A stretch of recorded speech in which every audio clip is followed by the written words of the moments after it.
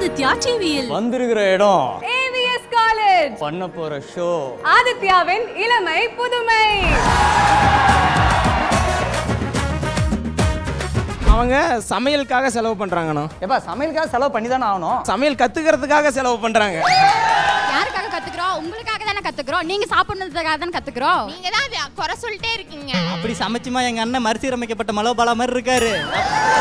ஏய் நான் எப்படி அந்த பொண்ணு வீட்டுல போய் சாப்பிட்டேன்? ஏன்டா டேய்?